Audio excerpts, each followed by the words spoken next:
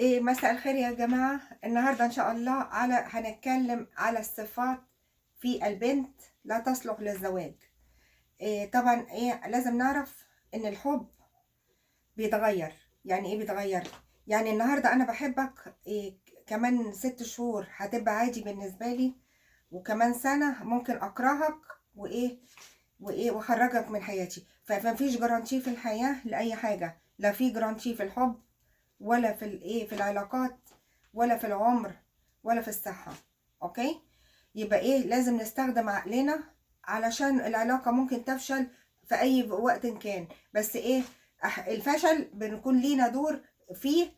يعني احنا السعادة قرار، اللي عايز يبقى سعيد بيسعد نفسه، واللي عايز يبقى تعيس بيتعس نفسه. لكن ايه السعادة يعني متوقفة على شخصين. ما ينفعش واحد يبذل مجهود ان هو يبقى يسعد العلاقة والطرف الاخر في الباي باي.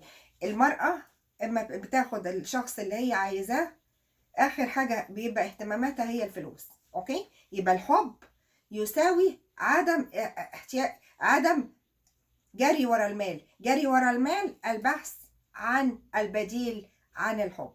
اوكي، اول حاجه الصفه الوحشه اللي في المراه صغيره السن. الصغيره ما تعرفش تدير الحياه. اوكي، لازم على الاقل يبقى تاخد خبره في الدنيا وتتودد في الدنيا، علشان الصغيره ما بتعرفش تدير الحياه زي الناس بتديرها هبل وعبط، ما تعرفش تديرها. اوكي، قبل سن ال 23 24 فما فوق يكون افضل. اوكي، تكون اسمها سن الادلز. اوكي، ما ناخدش من اتجوزت يقول لك اتجوزت عيله وهناخدها عند ماما تعلمها الطبيخ. لا، الحياه مش طبيخ.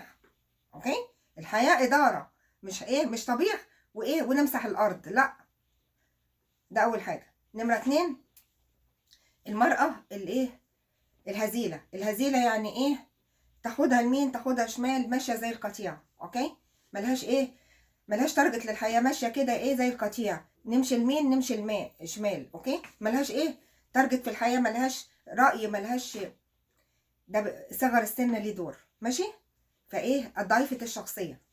نمره 3،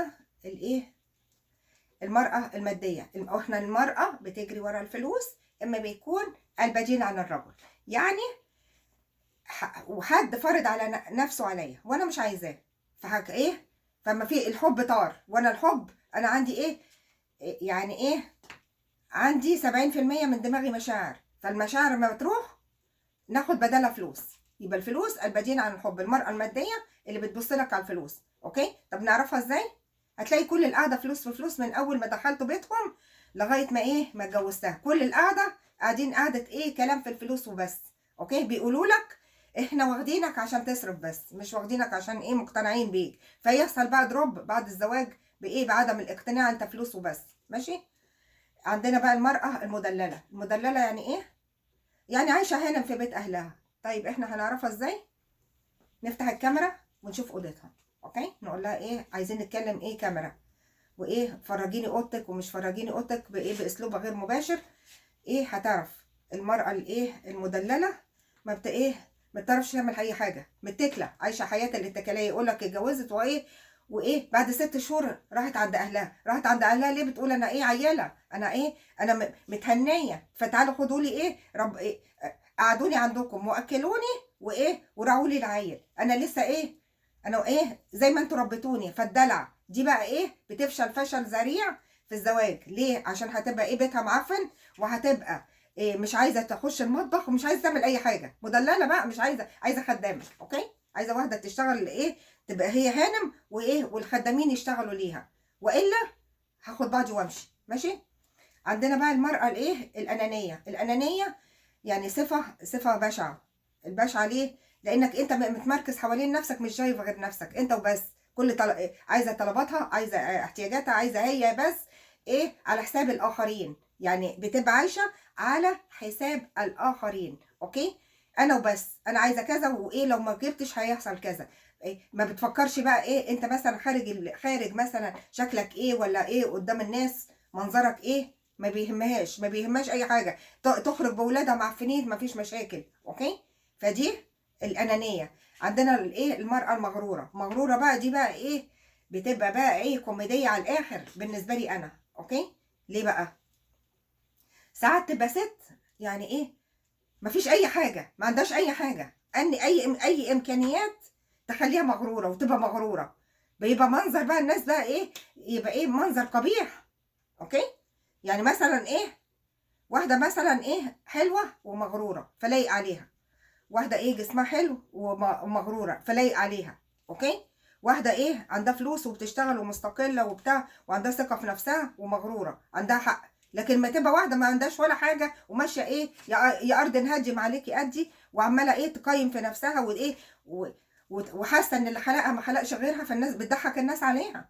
اوكي، فالايه صفه التواضع، في حاجه اسمها ايه، في فرق بين ايه، بين تدني الذات والثقه في النفس. في فرق كبير. في فرق بين الثقه في النفس وايه، والكبرياء. الثقه في النفس ان ايه، بتبقى تواضع مع ثقه مع ايه، انسان قاعد بايه، الكل عامل له حساب، الكل عامل له حساب علشان عنده ثقه في نفسه وايه، وثقه في نفسي على اساس يعني انا دلوقتي هبقى ثقه في نفسي على ايه، عشان متعلمه. اوكي، فانا قاعده ايه، ثقتي في نفسي مرفوعه، لكن في نفس الوقت ايه متواضعه وبتكلم بايه، بحب الناس وبقعد قاعده اخدمهم ببلاش وبتكلم معاهم بادبي. اوكي، لكن الايه الكبرياء بدايه السقوط. اوكي، طبعا انا لما بشوف الناس المتكبره يعني ايه، انا ما بقعدش معاهم خالص، ما بقعدش معاهم. اوكي، صفه سيئه وصفه معديه. الصفات البشريه، الصفات الرديئه اللي في الانسان بتطلع